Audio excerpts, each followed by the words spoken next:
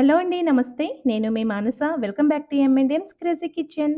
ఈరోజు వీడియోలో ఒకేసారి 2 రకాల ఎగ్‌లెస్ చాక్లేట్ అండ్ కస్టర్డ్ ఫ్లేవర్స్‌తో 2 ఇన్ 1 కేక్ రెసిపీ మైదా, ఓవెన్, ఎగ్స్ ఏమీ లేకుండా పర్ఫెక్ట్‌గా, స్పంజీగా ఎలా చేసుకోవాలో చూపించబోతున్నాను. ఫస్ట్ టైమ్ చేసిన మీరు పర్ఫెక్ట్‌గా చేయాలంటే ఈ టిప్స్ ఫాలో అయ్యి చేయండి. మీకు కూడా కేక్ స్పంజీగా వస్తుంది. సో, లేట్ చేయకుండా ఈ సూపర్బ్ రెసిపీని ఎలా ప్రిపేర్ చేసుకోవాలో చూసేద్దాం. వీడియోని ఎక్కడ స్కిప్ చేయకుండా ఎండ్ వరకు చూసేయండి. అలాగే మన ఛానల్‌ని ఫస్ట్ టైమ్ చూస్తున్నట్లయితే ప్లీజ్ ఛానల్‌ని సబ్స్క్రైబ్ చేసుకొని మమ్మల్ని మరింత సపోర్ట్ చేయండి. కేక్ కోసం ముందుగా ఒక మిక్సింగ్ బౌల్‌లో అరకప్పు వరకు ఫ్లేవర్‌లెస్ ఆయిల్ వేసుకోండి.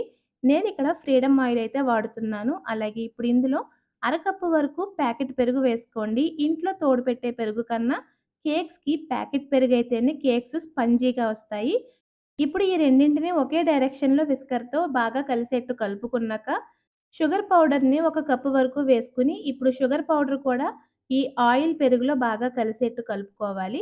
ఇప్పుడు దీనిపైన ఒక జల్లెడ ఉంచి, 1 కప్పుల వరకు గోధుమ పిండి, 1 టీ స్పూన్ బేకింగ్ పౌడర్, అర టీ స్పూన్ వరకు బేకింగ్ సోడా వేసుకొని, ఫస్ట్ వీటన్నింటిని కూడా బాగా జల్లించుకున్న తర్వాత, ఇందులో చిటికెడు సాల్ట్ వేసుకొని విస్కర్‌తో సింగిల్ డైరెక్షన్‌లోనే ఉండలు లేకుండా బాగా కలుపుకున్న తర్వాత, ఇప్పుడు ఇందులో ఒక టీ స్పూన్ వరకు వెనిల్లా ఎసెన్స్ వేసుకోండి.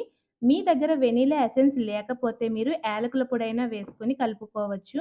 ఇప్పుడు ఇందులో కాచి చల్లార్చి రూమ్ టెంపరేచర్‌లో ఉంచిన పాలని 3/4 కప్పు వరకు తీసుకొని కొద్ది కొద్దిగా వేసుకుంటూ విస్కర్‌తో ఉండలు లేకుండా సింగిల్ డైరెక్షన్‌లో మాత్రమే కలపాలి. ఎప్పుడైనా సరే కేక్ బ్యాటర్‌ని ఏదో ఒక డైరెక్షన్‌లో మాత్రమే కంటిన్యూయస్‌గా కలుపుకోవాలి. అప్పుడే ఎయిర్ బాగా ఫార్మ్ అయ్యి కేక్ ఫ్లఫీగా వస్తుంది.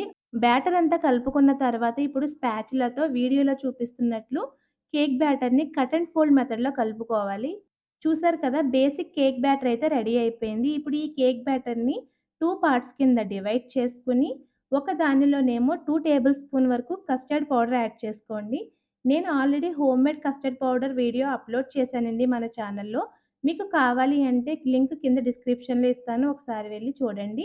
ఇప్పుడు ఈ కస్టర్డ్ పౌడర్ వేసిన తర్వాత స్పాచులాతోని కట్ అండ్ ఫోల్డ్ మెథడ్‌లో ఉండలు లేకుండా చక్కగా కలిసేట్టు కలుపుకున్నాక, ఇందులో 2 టేబుల్ స్పూన్ల వరకు పాలని వేసుకొని కలపాలి. కస్టర్డ్ పౌడర్‌లో మనం కార్న్ ఫ్లోర్ యూజ్ చేస్తాం కాబట్టి కేక్ బ్యాటర్ కాస్త త్వరగా బిగుసుకుపోతుంది.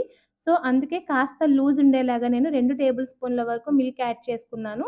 మరొక బ్యాటర్‌లో 2 టేబుల్ స్పూన్ల వరకు కోకోవా పౌడర్ వేసుకొని కలిపిన తర్వాత, ఇప్పుడు ఇందులో 1 టేబుల్ స్పూన్ వరకు పాలు యాడ్ చేసుకొని కాస్త టైట్‌గా కలిపాను. కస్టర్డ్ పౌడర్‌లో ఉండే కార్న్ ఫ్లోర్ వల్ల కేక్ బేక్ అయ్యేటప్పుడే త్వరగా గట్టిపడిపోతుంది. ఒక పక్కనేమో చాక్లేట్ కేక్ త్వరగా ఉడకదు. సో, అందుకనే కస్టర్డ్ కేక్ బ్యాటర్‌ని కాస్త లూజ్‌గా కలిపాను. ఈ రెండింటికి జస్ట్ 1 టేబుల్ స్పూన్ మిల్క్ మాత్రమే తేడా అండి. మరీ లూజ్‌గా అయితే కలపలేదు. 2 కూడా ఒకే టైంకి ఈక్వల్‌గా బేక్ అవ్వాలి కాబట్టి నేను ఈ విధంగా అయితే కలిపాను. నేనిక్కడ ఆల్రెడీ గ్రీస్ చేసి బటర్ పేపర్ వేసి కేక్ ట్రేని ముందే రెడీ చేసి పెట్టుకున్నాను. అలాగే 2 ఫ్లేవర్స్ కేక్స్‌ని కూడా డివైడ్ చేయడం కోసం ఒక స్టీల్ గ్లాస్‌ని తీసుకొని కాస్త ఆయిల్‌ని గ్రీస్ చేసి ఈ గ్లాస్‌ని సెంటర్‌లో ప్లేస్ చేసుకున్న తర్వాత రెడీ చేసి పెట్టుకున్న కేక్ బ్యాటర్స్‌ని ఒకేసారి గ్లాస్‌కి 2 వైపుల నుంచి కూడా ఈక్వల్‌గా వేసుకుంటే కేక్స్ ఎక్కడ కూడా ఒకదాని నుంచి ఒకటి మిక్స్ అవ్వకుండా ఏ ఫ్లేవర్‌కి ఆ ఫ్లేవర్ చక్కగా బేక్ అవుతుంది. బ్యాటర్ మొత్తం వేసేసిన తర్వాత ట్యాప్ చేయొద్దండి. ట్యాప్ చేయడం వల్ల మళ్ళీ గ్లాస్ డిస్టర్బ్ అయిపోతుంది. ఫైనల్‌గా మీకు నచ్చినట్లు గార్నిష్ చేసుకోండి. కావాలంటే మీరు డ్రై ఫ్రూట్స్‌ని కూడా చిన్న పీసెస్‌లా కట్ చేసి గార్నిష్ చేసుకోవచ్చు.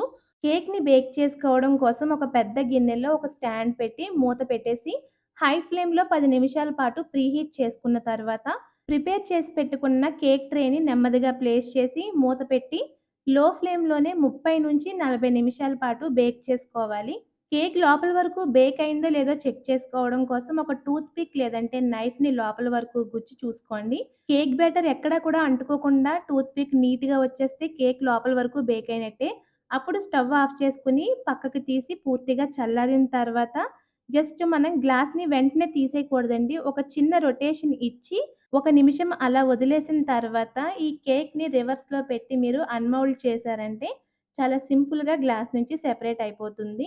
చూసారా? ఎగ్స్, మైదా, ఓవెన్ ఇవేమీ లేకపోయినా కేక్ ఎంత స్పంజీగా వచ్చిందో. నేను చెప్పే టిప్స్ అండ్ మెజర్‌మెంట్స్ ఫాలో అయ్యి మీరు కేక్ ప్రిపేర్ చేస్తే మీకు కూడా ఖచ్చితంగా ఇలాగే వస్తుంది. అలాగే మనం మధ్యలో పెట్టిన గ్లాస్‌లో కేక్ బేక్ అయ్యే టైంలో కేక్ బ్యాటర్ కాస్త లోపలికెళ్ళి ఒక చిన్న లేయర్ లాగా ఫార్మ్ అవుతుంది తప్పితే పెద్దగా వేస్ట్ అయితే ఏమీ కాదనమాట. చూసారు కదా! Eggless chocolate and custard 2 in 1 cake recipe ఎంత ఈజీనో. మీరు కూడా ఈ సింపుల్ అండ్ హెల్తీ రెసిపీని తప్పకుండా ట్రై చేసి మీకు ఈ రెసిపీ ఎలా వచ్చిందో మాకు కామెంట్స్‌లో షేర్ చేయండి. అలాగే వీడియో నచ్చినట్లయితే ప్లీజ్ మీ ఫ్రెండ్స్‌కి కూడా ఫార్వర్డ్ చేయండి.